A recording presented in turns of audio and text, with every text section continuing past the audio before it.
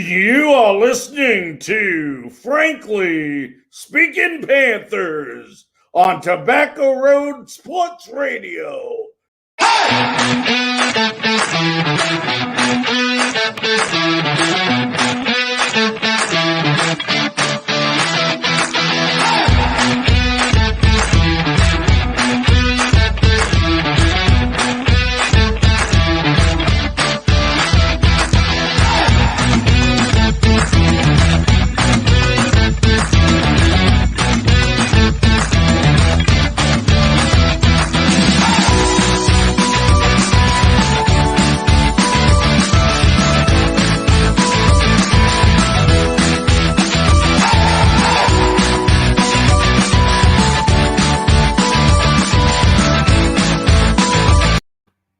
Good evening, ladies and gentlemen, and welcome to another episode of Frankly Speaking Panthers. I'm your host, Larry Frank, and what a great show we have in store for you this evening. We are giving a couple minutes to allow our stations to come on, but we got a great show for you in about 30 minutes from now. We're going to have Bryce Lewis, who covers the Atlanta Falcons, joining us, and he's going to help us break down this weekend's game versus the Atlanta Falcons and the Carolina Panthers. That's about 30 minutes from now. But believe me, we have lots and lots to talk about this evening as I'm typing a quick message here as we get started here.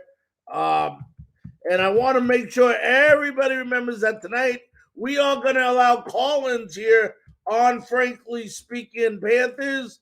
So if you go ahead, look at the bottom of the screen. There is a number to call here, 813-922-9810. Allow yourselves the opportunity to go ahead and to get yourself either on the air through the phone, or you can leave it comment under the comment section. But I want to welcome everybody here this evening on to Frankly Speaking Panthers, and we're going to get started here right away. And one of the big topics before we get into the game that is coming up this week is what is going on with the quarterback situation here in Carolina. Last week, Sam Darnold benched for P.J. Walker.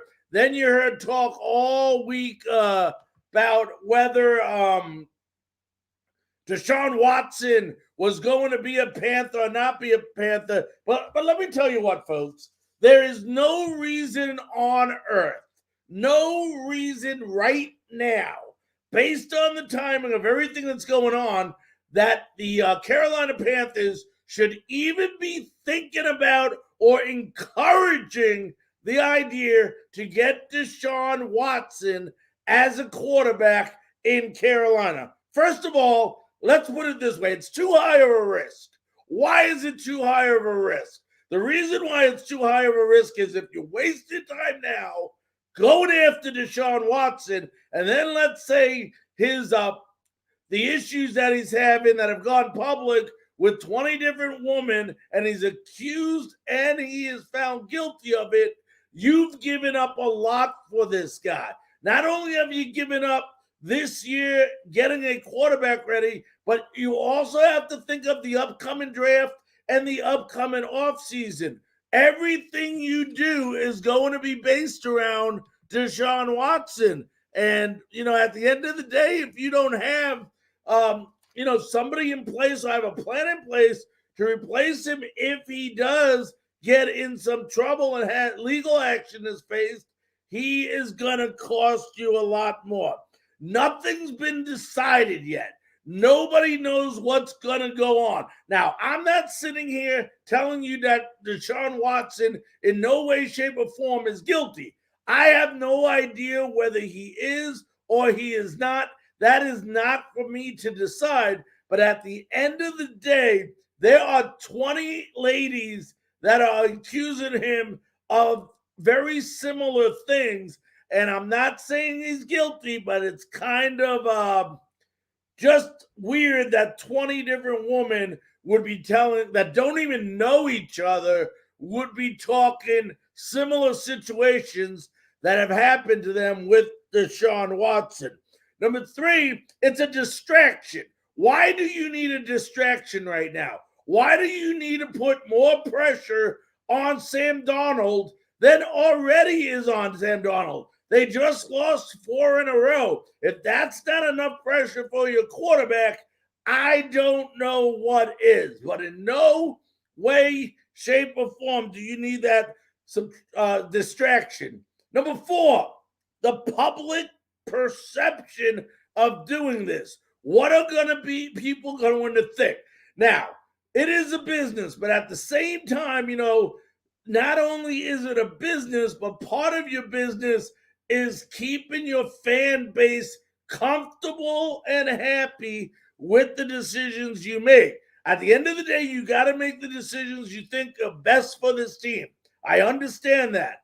But why create more frustration and more displeasure than is really going on right now? And then why invest if he's going to be taken away? If there's a chance he's going to be taken away. Now, if this is different timing and Deshaun Watson is cleared from all these things that he has been accused of, it's a different story, a different subject, okay? There have been people, as we know, that have been given second chances in the NFL. But right now, until this thing plays out, I would be very cautious on going after Deshaun Watson. And that decision was made clearly today that they have no interest in Deshaun Watson. Great move, great decision by the Carolina Panthers. And let's hope they stick to that. This weekend, a very, very big game. Obviously, every game's been a big, big game.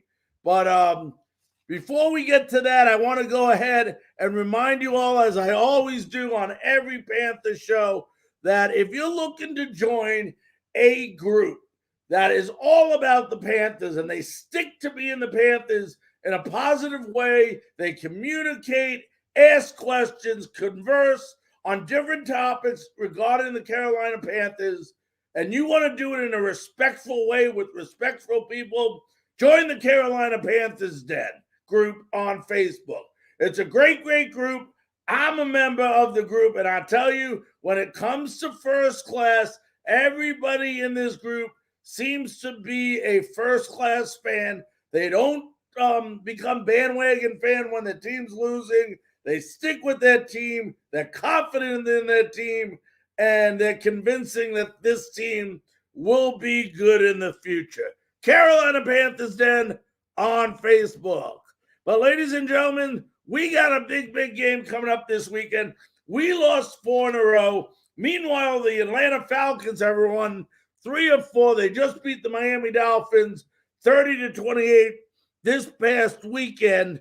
When you look at the Atlanta Falcons and what we're about to match up with, folks, this is a team that is a one-dimensional team.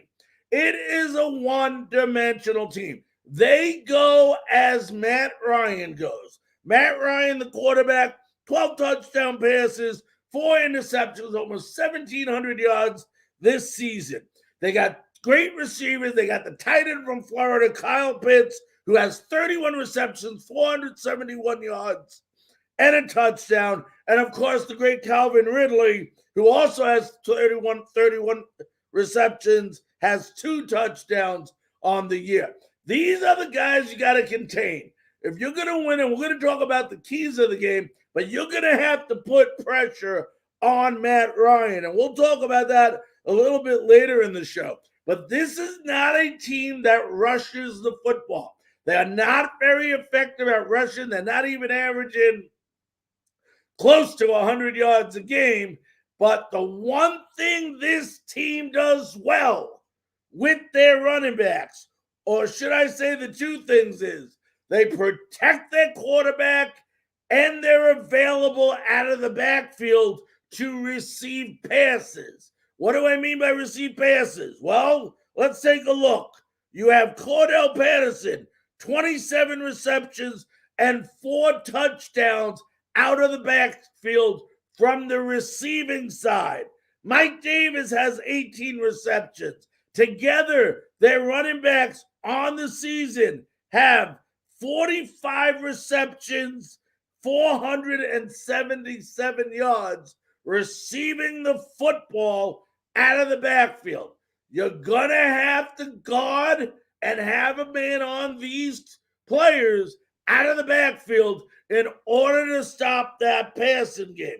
Kyle Pitts, I've always been a big fan of. I was a huge fan of him. I knew at Florida that he was going to be a first-round pick.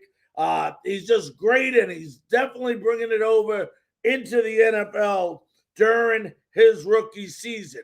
Now, when you look at this Atlanta Falcon teams, Carolina fans, this should make you happy that this is a team that does not rush or put a lot of pressure on a quarterback. They're just not that style of defense. Now, they got some good players. They got Deion Jones, who has 58 tackles and 2 sacks on the year. They also got Floyd Olekin, who has 61 tackles. But this defense has some potential on it at the linebacker position. But once again, when it comes to going after the quarterback, they do not do very well. And that should give Sam Darnold a lot of time throwing the ball weekend. And as we'll hit on a little bit later in the show, Sam Darnold's role is going to be obviously to hit his receivers in stride and for his receivers to catch the ball, obviously. But when you look at this team, that's the key there. The other thing about this team is, and I don't know if a lot of people in the NFL even realize this, but when you look at this team, they have a kicker named Younghoe Koo that is 10 for 10 on field goals this year and 13 for 13 on extra points. He has not missed any of the opportunities that has been presented to himself. If this comes down to a battle of field goals, the Atlanta Falcons are definitely going to have the edge on this side of the football. You do not want this to come down to a special teams game. When you look at both these teams and you look, and I heard someone say today, which I thought was ridiculous. They said that the Atlanta Falcons have a better offense than the Carolina Panthers. Okay. When you look at that offense, yes, Kyle Pitts is great. Okay. Calvin Ridley is good. I won't call Calvin Ridley great. He's good. But when you look at the weapons the Carolina Panthers have, I would not say Atlanta has a better offense than the Carolina Panthers. I would say they are better at executing right now than the Carolina Panthers, which I guess in return for the moment makes them better. But when you look at it, ability and talent, this Carolina Panther team does have that. And, it should be very interesting. But as you move over to the Carolina Panthers, you look at the Panthers and, we talked a lot about holding people accountable. Matt Rule, on Monday night, we talked about Matt Rule holding his coaches, holding his players accountable. What are consequences when people do things wrong? And I looked at all the different penalties that the Carolina Panthers have had this year. And when you look at the penalties and you look at the offensive linemen, no offensive lineman on that entire team has more than 2 penalties on them. What does that tell you? That we are creating some dumb, stupid penalties at the wrong time, which we need to clean up. But we talked about accountability. The other thing you're going to need that we didn't hit on Monday night is you have to have unity. Unity is a small word, but has a big meaning to it. Players cannot lose trust in each other if you're going to win in the NFL. Okay? It's been a frustrating 4 weeks. Dallas was a rough game, but after that, let's at least say the last 3 games have been very, very frustrating. And the last thing these Panthers need right now, fans, is for us to get down on them. We have the right to be frustrated. We have the right to be disappointed. We have the right to be concerned. But at the end of the day, they need us now more than ever. Think about it logically. When they're winning, everything's going great. The fans are happy. Everybody's on this win at all costs high. But when we're losing and we get down on the team, that's when they need us the most. That's when they need us to build more confidence. Be that 12th person, invisible person on the field, and let them know this is going to be all right. Now, Sam Darnold, after first quick 3 great games, has really suffered the last 4 games. I'm not going to sit here. I'm not going to make excuses, but he has 7 touchdowns, 8 interceptions through the air. He has another 5 touchdowns on the ground. But when you look at this team, Sam Darnold has to learn to be able to read the field a little bit better. Okay? He doesn't always have to go to a primary receiver. He can look off, check down, and go after other people in that lineup. You got Tremble, you got Thomas, you got Moore, you got Robbie Anderson. You know, these guys will catch the ball. Just a matter of keep throwing it to them. It's one of those mind-boggling things that's going on that better than that, they will eventually catch the ball. You got to run with Chuba Hubbard. Last game, you said you were going to run the ball more. We found out that was a load of crap because your coach doesn't want to listen to you. And at the end of the day, you haven't done anything about it, at least publicly anyway. This has to be a game where we establish the run and we show what Chuba Hubbard can do. Yes, Chuba Hubbard does one thing that the Atlanta Falcons running backs do better than the Carolina Panthers is they block and protect their quarterback. What I would say to do in this game, folks, and I know we'll hit on this a little bit later, is you got to put Tommy Tremble in the block field and disguise him a couple times and use him as a blocker. Kind of like a Gronkowski, who's a tight end for the Tampa Bay Buccaneers. He blocks for Brady. That's what you got to do with Tremble. You have the people out there. You just got to use them right. We got a Facebook user. We're going to go to the comment section here. Wants to know if 3 games back, do the Panthers have a chance to climb out of the hole? You know, the great thing about football is there's a lot of games left. You know, when you look, we have 10 games left on the season, okay? Anybody can climb out of a hole. The thing that works the best in football is consistency. Consistency in everything you do. If your offense is consistent, they get on a high. Your defense, look what they did the first 3 games when they were being told they were the best or one of the best in the league. Consistency drives confidence when it's done in a positive way. Yes, they can get out of this hole, but they have to go back to basics, just like in anything else, and fundamentals. And I really, really think that part of this team's issue is that they don't practice like it's a game time situation. They practice like it's practice. And if you want to win in the NFL, you got to turn it up. You got to put the work in, and you got to put the extra effort in. There is no second chance. You know, these players that say, I only played like 90% today, I'll give it back the next game. You can't play over 100%, okay? 100% is the limit. You can't give back more next game than 100%. You have to go out and play every game like it could be the last play in your NFL career. And if everybody did that and realized that they're playing for contracts, they would be much better players. The other thing is Sam Darnold. People ask me, what's the difference between Sam Darnold in the first 3 games and the last 4 games? Or let's just say, I want to really take that game versus Dallas out because he played a decent game there. But the last 3 games, and it's real simple. The first 4 games, Sam Darnold had confidence in his offensive line. He came over from a New York Jets team that was dissipated and had such a terrible offensive line. He said, it can't get any worse. And he goes out those first 3 games. Offensive line did a pretty solid job those first 3 games protecting Sam Darnold.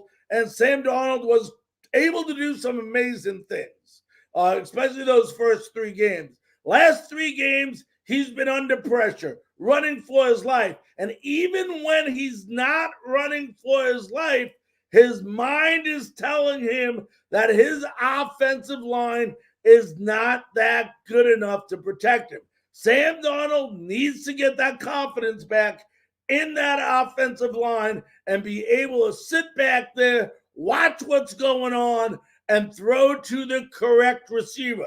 A lot of times when you go ahead and you see these other receivers wide open, that usually means that Sam threw the ball before he saw the opening of another receiver. Why does he throw the ball? Because he's afraid the pressure is going to come too quickly. If he can sit back to that 1 extra second and maybe read the defense a little bit better, he will be fine.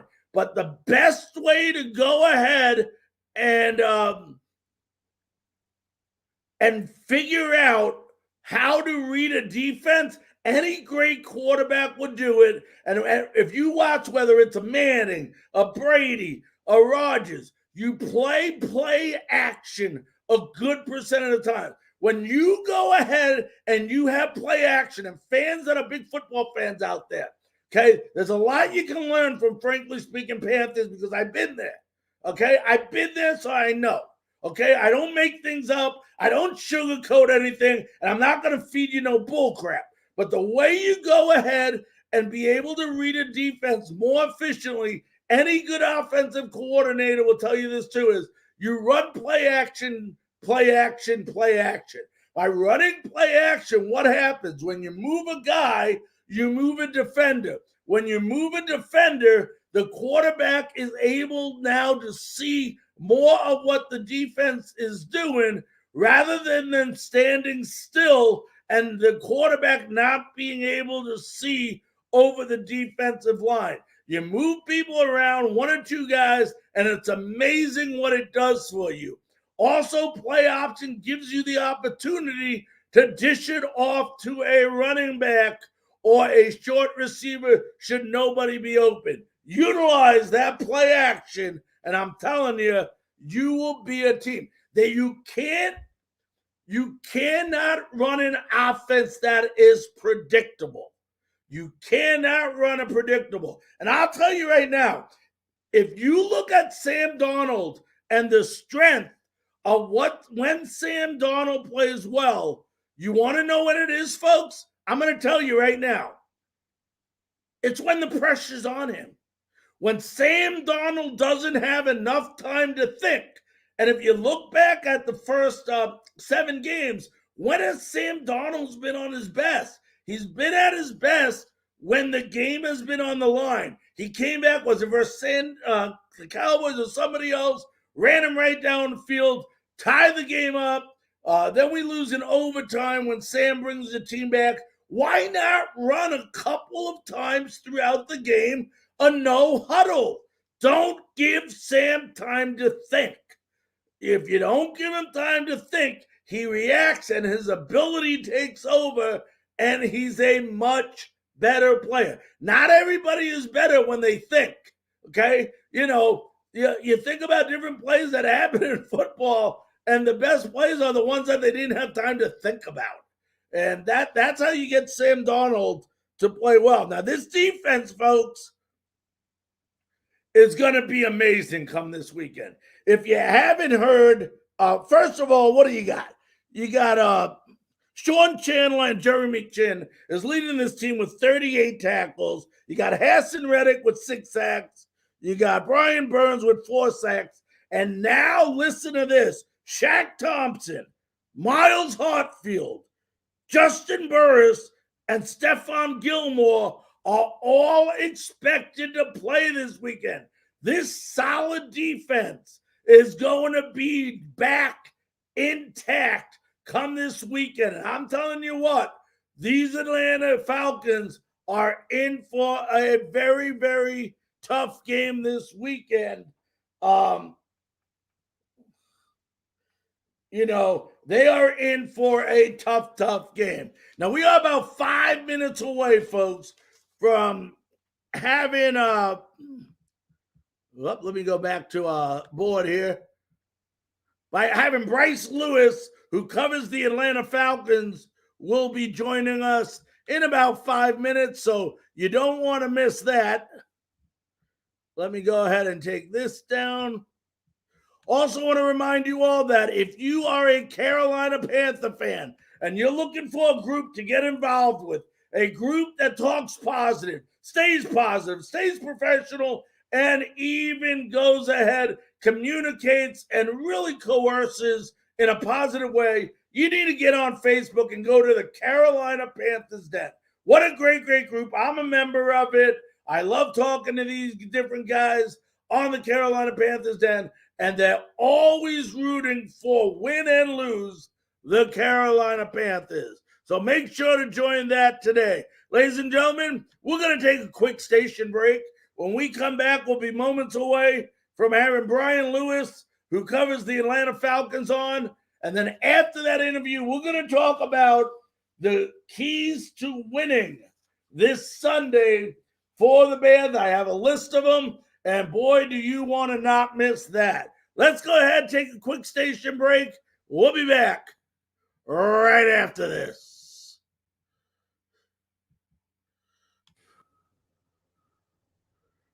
You are listening to Frankly Speaking Panthers on Tobacco Road Sports Radio.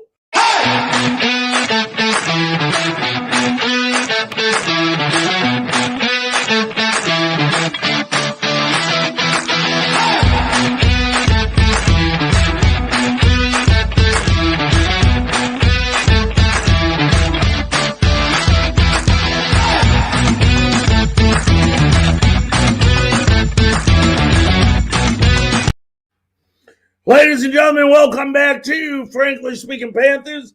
I'm your host, Larry Franken. We just found out that this past Monday on our Frankly Speaking sports show, what an unbelievable show we had. What an unbelievable turnout of Carolina Panther fans. Just an amazing number, broke some records, not only, on the Facebook, but the YouTube and the Twitch platforms as well. I want to thank everybody for tuning in. What an honest show we had. Want to remind you all that there is a number scrolling along the bottom here, 813-922-9810. If you want to get on the show live, at least your voice over the telephone, go ahead and give us a call if you have a question regarding the Carolina Panthers, and I'll do my best to answer it accordingly. We are about 2 minutes away from having Brian Lewis on. So and then afterwards, we're going to go down to the keys for the Carolina Panthers to win this upcoming weekend. You can also leave comments under the comment section, but please go ahead. We encourage you to call in. Let your voice be heard. So many people out there are bitching, complaining. Some are even staying positive. But damn it, you have an opportunity to do it. Pick up the telephone, make a phone call, leave a comment under the comment section. And after the interview with Brian, we'll go ahead and we'll try to answer your questions accordingly. I would wait till after the interview if you want to call. That way you're not on hold for a period of time. But we will be more than happy. You can leave comments. I will get to them under the comment section. But at this time, ladies and gentlemen, it is my great honor, thrill, and pleasure to introduce to you out of the Frankly Speaking Panthers studio via video, we have Brian Lewis. He covers the Atlanta Falcons, and he does shows on the Atlanta Hawks. So we'll probably have him on again sometime during basketball season. Let's go ahead and welcome in Brian Lewis. Brian, how you doing, buddy? I'm doing all right, man. How about you, man? Glad to be on. I'm glad to have you on. We're talking about this game coming up this weekend. Not necessarily the most exciting game in the NFL maybe this weekend, but you're looking at a Carolina Panther team that started 3-0.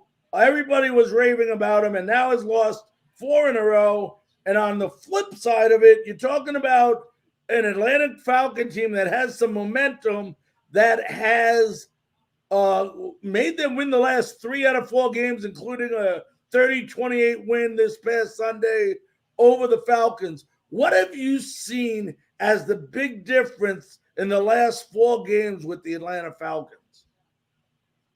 That's a really good question. The biggest thing I've seen from the Falcons is just, for me, when I've talked about the Falcons this year, it's just, the progress and improvement.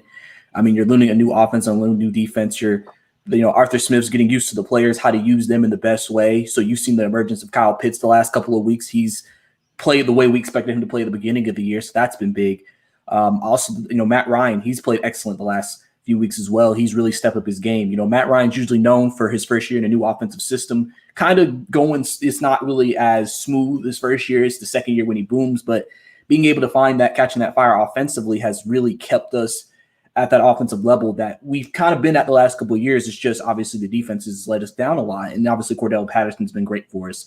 And so I think all 3 of those guys are playing some really good football right now, which is really contributing to why the Falcons are having a lot of success in being able to win these games.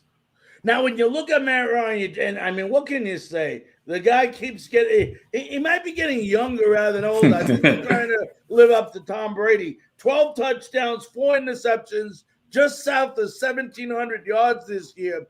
But the one thing that I noticed about Matt this year, and when you look at this offense of the Atlanta Falcons, they are not a rushing team. They rush the football, but they don't rush for a lot of yards. Rather, they use those running backs out of the backfield to catch passes. 41 passes between them, Cordell Patterson and Mike Davis, 477 yards. So it's not that the running backs are not involved in the offense. It's just a matter of them being used in the passing game for Matt Ryan. Yeah, definitely. And especially in Cordell's case, since he is a wide receiver, it's almost like he's basically calls himself just an athlete now. He's a wide receiver / running back. And so he's been big for us in the passing game. If you remember during the Super Bowl year when the Falcons made it, that's what they used Devontae Freeman and Tevin Coleman for in the passing game. And Matt Ryan's not afraid to go to those running backs. And if you put them in a position to make plays, they've shown they can make plays in space. And that's been really big because it just opens up another element of the offense where, they're going to run it enough where you have to respect it. But at the same time, when they do go into a passing down, they're also a threat during a passing down as well. And that contributes to basically making the offense more dangerous and the defense having to account for more things when they're going against the Falcons and, just having to, figure out how to slow this team down offensively. You look at this defense that everybody's been talking about all year from the Carolina Panthers, okay? And this week, it doesn't get easier. It gets tougher for the Atlanta Falcons because it's possible that Miles Hartsfield, Justin Burris, Shaq Thompson, and Stephon Gilmore will all be back and playing this weekend. How do you think that offensive line can protect Matt Ryan with all the pressure that I would expect this defense, now that everyone is pretty much back, that they're going to put on Matt? Well, actually, it's funny. Offensive line's been a big topic here in Atlanta. Obviously, it's been an issue in Atlanta the last couple of years. And at the beginning of the year, it looked really bad. But, recently the offensive line's actually played better. I believe last week, they only let up 1 sack. And I believe in the previous game before that, the Jets game, the Jets have a good defensive line as well. They only let up 0 sacks. So one thing I'm seeing is that you can get pressure on this offensive line, but I don't know if it's Matt Ryan getting the ball out of his hands or the offensive line holding up well enough, but they haven't allowed a lot of actual sacks up recently. So it's going to be an interesting test. Obviously, even in the Washington game, I believe Ryan only got sacked once, and they have a really good defensive line as well. So they've been able to hold their own. I think the biggest thing is, obviously, again, just the continuity on the offensive line, the improvement every week for those guys is going to be big. Carolina's going to be a tough test. I mean, that's one of the strengths of Carolina's defense is them getting after the passer. And so if we're going to have success this year, obviously the Panthers know they have to get to Matt Ryan. And it's not like Matt Ryan, we know, isn't, the most mobile guy. But, if you can get to him, that obviously can really rattle, the entire offense. So if the offensive line can hold up this week, I feel like, the Falcons feel good about their receivers against the Panther secondary. Yeah, and you look at, if you flip the sides and you look at the Panthers offensive line, it's been a big topic of discussion as well here in Carolina. Not one of the most solid. I think they take a little more criticism than maybe they deserve at times. But at the end of the day, I couldn't call them much better than an average offensive line. On the flip side, you have a defensive line that really doesn't put a lot of pressure on the quarterback. It's just not the style they play on defense. Could this turn out to be a game that is won in the trenches? Very much so. Very much so. I think obviously the Falcons lost Dante Fowler last week, who was our best pass rushing guy, up to that point. And so we're having to do a lot of guys right now who are trying to fill in and, be able to make up for it. This game easily could go down to the line of scrimmage. It's just who can protect their quarterback the most is the first thing. And then also, just being able to, who can run the football most effective. Obviously, Christian McCaffrey, I'm assuming, isn't going to be back this week. Obviously us, we don't really, like you said, run the ball for a lot of yards. But whoever maybe has the most success on the ground this week may be in a good position this week also in this game, just to keep the defensive line, at least for the Falcons and their end against the Panthers, honest. But also, the Panthers just, if they want to be able to have some success. Obviously, Darnold's been struggling. I don't know if that quarterback situation that's going to change or he's going to go back starting. But, you obviously want to make sure that the Panthers offensive line can hold up, and Darnold probably bounces back this week. Yeah, and Sam Darnold is the quarterback. There is no quarterback competition here. It was just timing thing. He was trying to try to spark the team, let's just say, last week. But when you look at Sam Darnold, he is a quarterback that has to be confident. And I talked about this earlier on the show, Bryce, is he just seems like he doesn't have enough confidence in that offensive line, and it causes him to make some quick decisions rather than take the extra moment that might be available to find an open guy. Does the way that the Atlanta Falcons, like you talked about, not pressuring the quarterback, is that a positive thing maybe for Sam Darnold this weekend, where he'll maybe have a little bit more time versus the Falcons? I mean, it really just depends on Sam. I mean, I feel like part of this is also from his Jets years, just getting beat up all those years. And, obviously we know about the infamous, he's seeing ghosts on the field. So, yep. Obviously that's something that, worries you because you don't want your quarterback being rattled, even when there isn't pressure. And right now, I feel like that's also happening to Sam right now as well. Like you said, doesn't trust the offensive line. The one thing about the Falcons, though, is even though they're not the greatest pass rushing team, Dean Pease is not afraid to send blitzes and try to mix up coverages. So he's going to definitely throw some things at Sam this week and try to, maybe, if they can get a right time blitz or something, get pressure on him. So it's going to be important if Sam Darnold wants to have success against what we do for him to be more confident and really look for his guy. Because I'm sure we're going to bring different zone blitzes and things like that at him just to see how he responds to it and see if we can confuse your offensive line up front and see if they can make a mistake. Yeah, and I've been telling people here in Carolina that Chuba Hubbard, who was a great runner in college, and I know it's a different game. We all know it's a different game, but he is due for a big game. He is just due to have a bust-out game. How do you think this defense will match up with Chuba Hubbard from stopping the rushing game of the Carolina Panthers?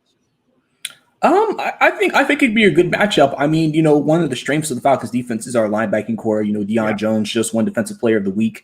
We have some really good linebackers. So, and they're quick too. So, the Panthers offensive line is really going to have to get to that second level and really block those guys up. Chubb is going to have a big game this week because, like I said, we have really fast linebackers who can get to the ball, go sideline to sideline. So, and Chubb to me has not really seemed like a guy who outruns you to the sideline. He seems like a more physical runner to me, but he also can make a big play, which is what he did, when he was at Oklahoma State. So, I think for me, it's going to be an interesting matchup. Again, that's where the trenches battle is going to really, dictate maybe what happens in this game. If Chuba goes over 100 yards and have a big game, I think the Panthers have a good chance this week. But if he doesn't, then that might be a win for the Falcons.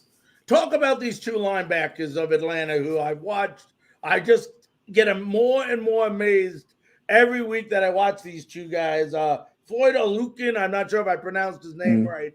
And, of course, Deion Jones. I mean, Olukin has 61 tackles, 58 for Jones. How big, you mentioned the linebackers. Obviously, those are two of the ones that you're definitely talking about. How much or how important are they to this defense? I mean, they're super important. I mean, Deion Jones has been here since, his rookie year was the year we went to the Super Bowl. And, he's been through it all. He's seen it all. And, at that time, even his second, third year in the league was considered one of the top 5, linebackers in the game. And obviously, recently with the defensive struggles, people maybe have kind of forgotten about how good Deion can be, but he's a guy who's still, like I said, he's still very young, can still get to ball. He's all over the field. And Aluakon's also the same way, a guy who came from an Ivy League school. So, obviously you don't see a lot of Ivy League players or a big majority of them in the league. So, but the thing about him is his athleticism has been great. And, last year, even with the struggles the defense had, he showed flashes, and this year he's continuing to do it. Now, obviously, both linebackers, I feel like, are still learning this defense. Deion is becoming more into his own recently. I think Aluakon's still having some stuff he's trying to work out. Like I said, just new defensive, scheme. You're trying to learn it, get it down completely. But, I think, they're super important to what we do because they're the strength of our team. So if they do what they're capable of doing, that's going to allow Dean Pease to do a lot more with, guys if he wants us, up front and also in the back end. Talk about your field goal kicker. It's incredible. When you look at the statistics, it just shocked me today. He's 10 for 10 in field goals, 13 for 13 in extra points. Another way to say that, Bryce, is that every opportunity that has presented itself, he has delivered in a positive way. I mean, everybody that knows football knows how important it is to know, at least if you don't score 7 and you get close enough, that you're going to almost be guaranteed 3 points. Yeah, I mean, hey, luckily the one thing the Falcons have been able to do is they've been able to have automatic kickers from, Matt Bryant to now, having Younghoe Koo, and, he's been great for us. I mean, it's funny because, we had to use the field goal kicker a lot last year, obviously because of our red zone struggles, and that's where he really made his name for himself. And, he's a guy who you just have such confidence in when he comes into the game. He's going to be automatic, and that's the type of confidence you would love to have, a guy where your field goal kicker is shaky. You're like, we might need to go for it, even if it's not the most ideal positioning, just because you don't know if your kicker is going to make it. With Younghoe Koo, no matter where we are on the field, within the 35, 38-yard line up, I think, Arthur Smith's very confident if they need 3 points, clutch situation, or just need something before the half, Younghoe Koo's going to be able to get it done for us, and that's big to have that confidence. Well, let me ask you this before I let you go, Bryce. You got one side here who's struggling in the Carolina Panthers, the other side, Atlanta Falcons playing at home, who have looked much better in the last 3 or 4 games. How do you see this game playing at the Mercedes-Benz Dome? To me, I feel like we're still at that point where I think this would be the week for Carolina to score some points, because I know that's been something they've struggled, or doing recently. I think this would be the week for that. Because I feel like they're going to have to. I feel like, the Falcons, like I said, they're finding the groove offensively. So the Panthers are going to have to score to keep up. Obviously, big matchup for you guys is just being able to have to defend Kyle Pitts. Getting Thompson back, like you said, this week might help with that, but we'll see who you guys put on him. But it's one of those games I think it could be a high-scoring affair, high 20s, potentially maybe even to the 30s, maybe potentially. I'm sure, again, depending on how Sam Darnold plays, I don't know if that's a game you really want right now, because you don't know if he's going to be able to, not make any mistakes and stuff like that. But, I think it's definitely a game where points are going to be scored. And so, it's, I guess, whoever defense can make the stop last, or who gets the ball last, even potentially could also be in play here. Well, I'm going to go on record now with all the Panther fans who are currently on. I looked at this game. I think this is the game. I think you might be right, where Carolina might, finally get what they had the first 3 games back a little bit. There's a good opportunity. I have them winning 31-17 on the road. I think Donald and Hubbard are going to have big games. And I think now the big key to this game, I think, Bryce, is having those 4 defensive powerhouse guys coming back to help an already solid defense. Could be a long day. I know on the Carolina side we're open for that. I know you're not open for that. On the Atlanta side. But that's where I'm going with that. But listen, my friend, first of all, we want to wish you Atlanta Braves good luck. Know they're losing right now in game 2, but, great year for them. We got basketball season starting. Know you're a big Hawks fan. So hopefully we'll be in touch again throughout the season. But I want to thank you very, very much for taking time out of your schedule to join us on Frankly Speaking Panthers. No problem, man. I appreciate being on. Love being on, talking sports. Well, we love having you. Be safe, buddy. You too. All right, that was Bryce Lewis, who covers the Atlanta Falcons. When we come back, folks, don't go away. We're going to give you the keys for the Carolina Panthers to prevail this weekend. Who knows? Maybe Matt Rule's listening. He could learn something from this. Let's take a quick station break, and we'll be back right after we allow our stations to identify themselves.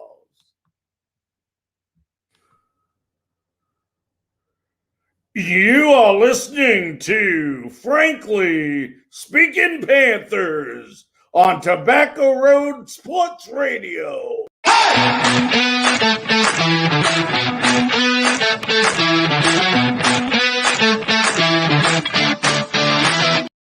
Ladies and gentlemen, welcome back to Frankly Speaking Panthers. I'm your host, Larry Frank. What a great show. And I'll tell you what, it's about to get even better for a couple of reasons. We're going to give you the keys to why the Carolina Panthers are going to prevail this Sunday in Atlanta. Number 2, we got a phone number at the bottom. It's scrolling through, 813-922-9810. Once again, 813-922-9810. You want to call in, get on the air here live on Frankly Speaking Panthers.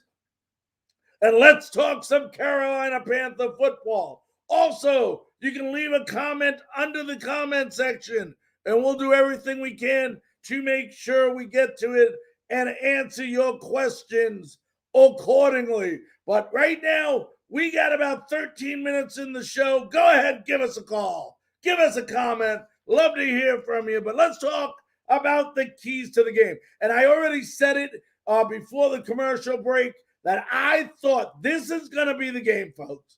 I'm telling you it. I'm very confident. I think you're going to see Sam Darnold and you're going to see Chuba Hubbard have big games. And I think you're going to see a more well-balanced offense this week where we run the ball and try to sustain the run a lot more than we have in the first 7 games. But the first key to this game is going to be we got 4 beasts back. That's right. The beasts are back in the pen come this Sunday. Hartsfield, Gilmore. We mentioned 2 of them. Shaq Thomas is going to be back. Who else is going to be back? Justin Burris. So we got a lot of guys back. We have to put pressure on Matt Ryan and create Matt Ryan to create mistakes. This is a team that doesn't run the ball. They don't run the ball. You should be able to put pressure on this quarterback and use a lot of blitzes and contain Matt Ryan and not only cause him to maybe get some sacks on him, but also cause him to maybe throw a couple interceptions in this game. We got to establish the run. Every week, Matt Rule's talking about we got to establish the run. We're going to run more. We're going to run more. Every week, we're frustrated. We're disappointed because the words out of his mouth don't hold true. This week, it's going to hold true, folks. I can guarantee it's going to hold true. And I would not be surprised if Chuba Hubbard rushes for over 100 yards this week at the Mercedes-Benz Dome in Atlanta. Look for that. The other thing, the receivers have to catch the ball. They got to catch the ball. That's just a mental thing. When things aren't going well for you, and if you're a receiver, I played that position, not at the NFL level, but I have played that position, and I understand that when your team is struggling, you tend to sometimes run or try to make a big play before you catch the football, and in return, you actually drop the football. I know that's not an excuse, it's a fact.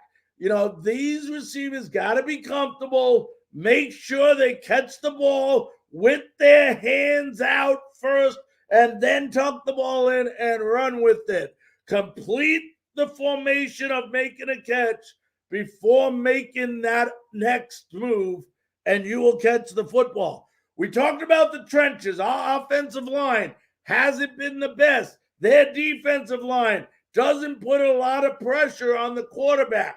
This is a big game for our offensive line. I think our defensive line is going to destruct and destroy Matt Ryan come Sunday. But in return, we have to put points on the board when we create mistakes by Atlanta. Otherwise, we are not doing any good by accepting those mistakes. Okay, we got to win the turnover battle.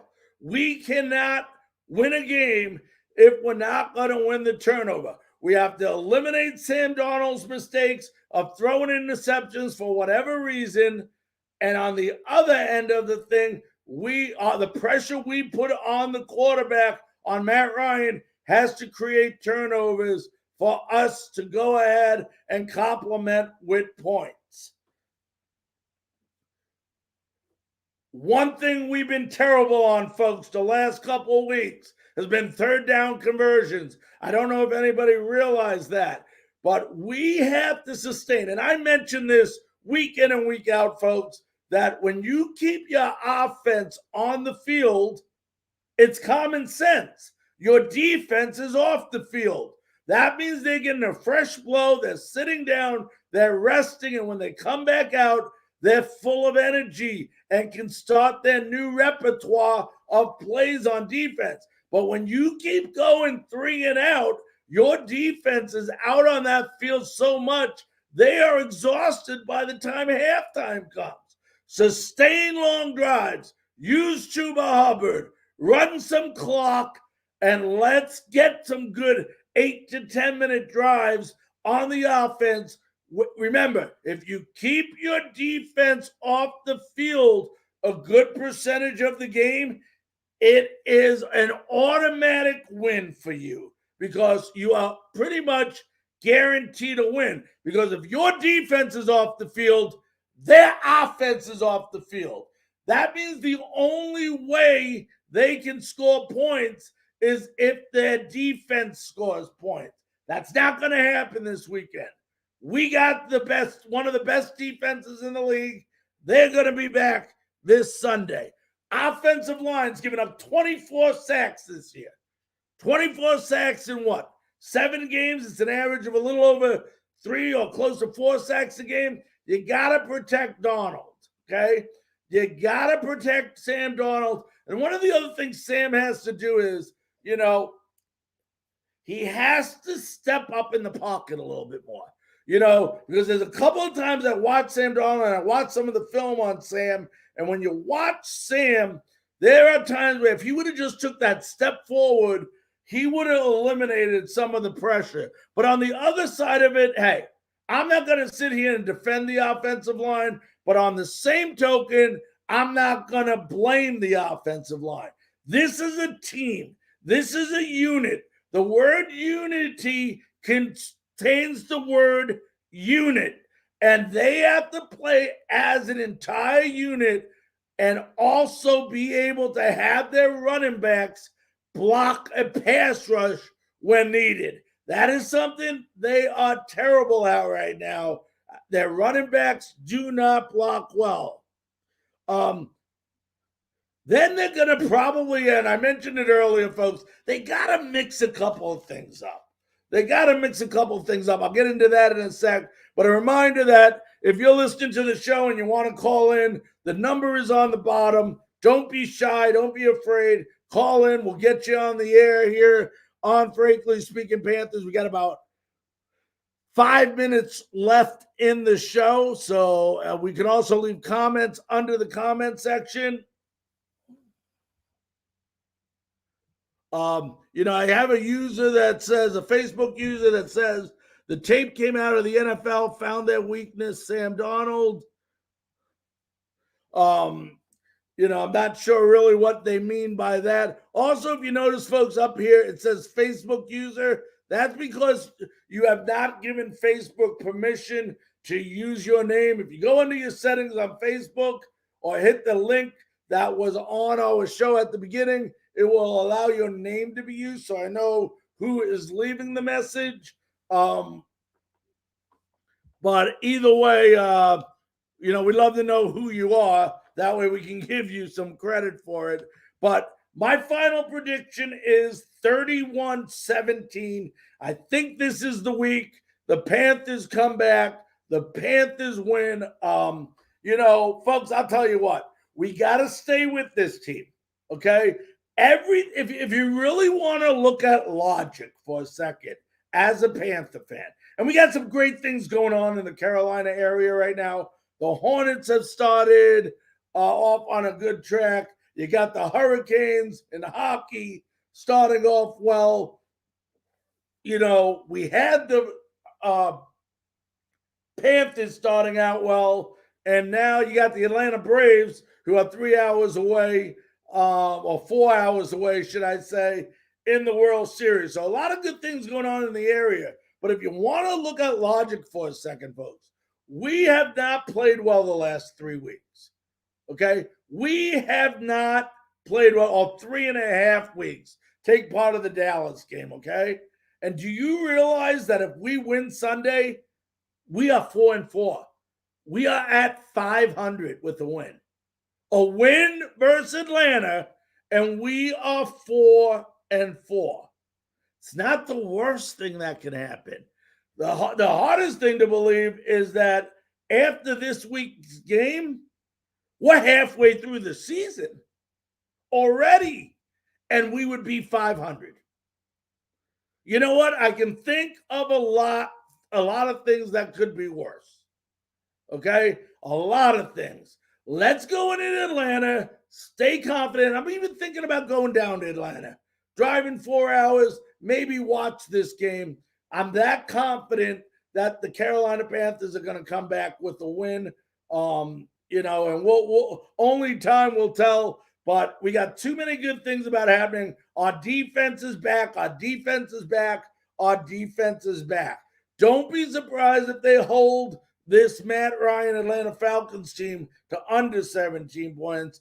I went a little crazy saying they scored 17, but I'm really looking forward. I'm really excited about this upcoming game with our defense being back. You should be as well. Also, folks, stay confident in this team. This is your team. You're a Carolina Panther fan, okay? We will be 4-4, hopefully, come this Sunday night, okay? And I'll be okay with that. Let's hope we get everything back on track. I think Sam will have a good game. I told you I think Chuba will have a good game. Hopefully Robbie comes out to play this week and he's ready to go, because I think Anderson could be part of the success as well as Hubbard this weekend. But let's go out. I think this team is ready to play, once again, a very well-balanced game, both defensively and offensively. Let's go out there. Let's win. And we come back Monday night on Frankly Speaking Sports, and maybe we can talk about a win by the Carolina Panthers and maybe the Atlanta Braves having a lead in the World Series. It'd be a fun night on Frankly Speaking Sports Monday at 9 p.m. Ladies and gentlemen, on behalf of all of us here on Frankly Speaking Sports, we first want to thank Bryce Lewis, who covers the Atlanta Falcons, for being a special guest on our show this evening. We're very, very happy to have him on. Brought us a lot of good information and a lot of knowledge on the Atlanta Falcons. And we want to remind you to join us this upcoming Monday, 9 p.m. on Frankly Speaking Sports. Ladies and gentlemen, Have a good night. Hey!